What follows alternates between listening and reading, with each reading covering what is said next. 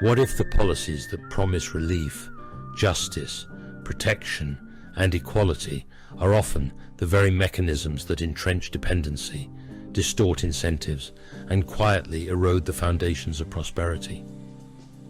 We tend to evaluate public policy by its stated goals.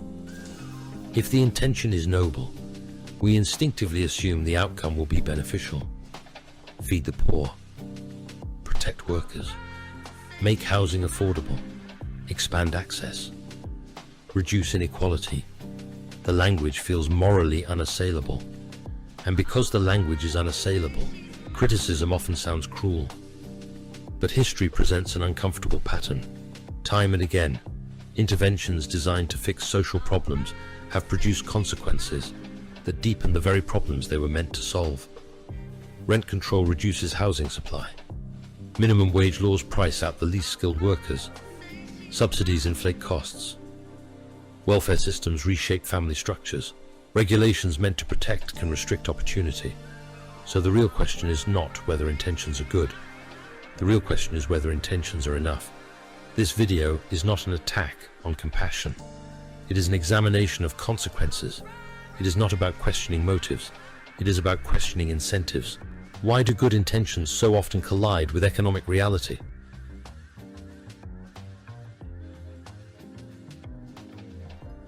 Why do policymakers repeat patterns that history has already tested?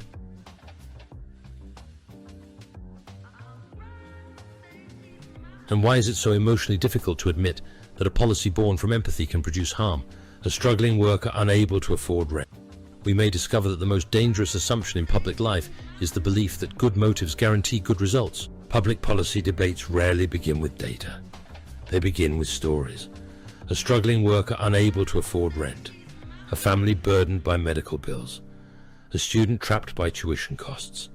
These narratives are powerful because they personalize abstract problems, and once personalized, they demand action. The moral impulse becomes immediate. Something must be done. The problem is not the empathy itself. The problem is that empathy narrows the frame. When attention is focused entirely on the visible victim, the unseen consequences fade from view. A housing shortage becomes a landlord issue. Low wages become employer exploitation. Rising tuition becomes institutional greed. In this framing, intervention feels morally urgent.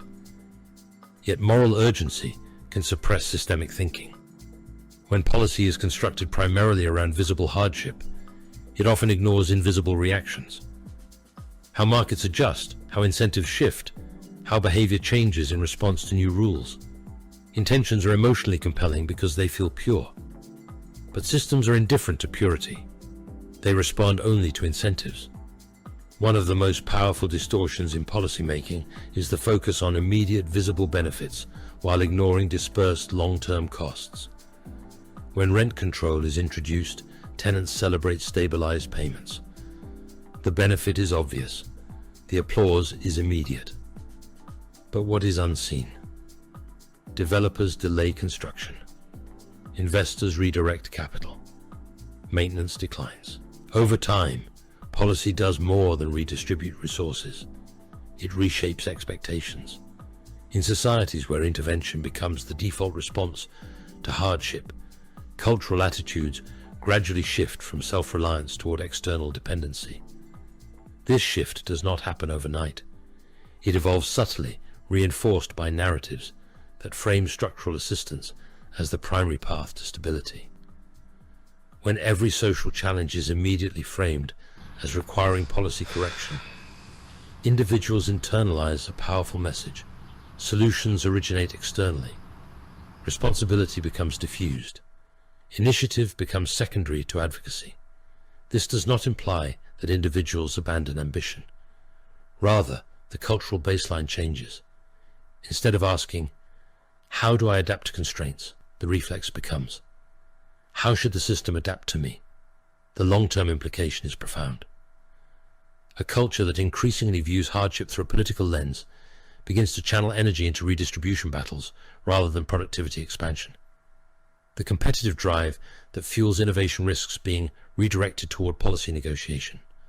And once this expectation solidifies, reversing it feels regressive, even if structural reform demands it. When policies are framed not as temporary assistance, but as moral rights, they alter psychological ownership. Benefits become entitlements. Entitlements become expectations. Expectations become political identity. The language of rights is powerful because it shifts debate from efficiency to morality. If something is a right, questioning its structure becomes morally suspicious. The conversation moves away from trade-offs and toward accusation. This transformation intensifies polarization. Those advocating fiscal restraint appear to oppose justice. Those advocating expansion appear to defend humanity. The nuance disappears.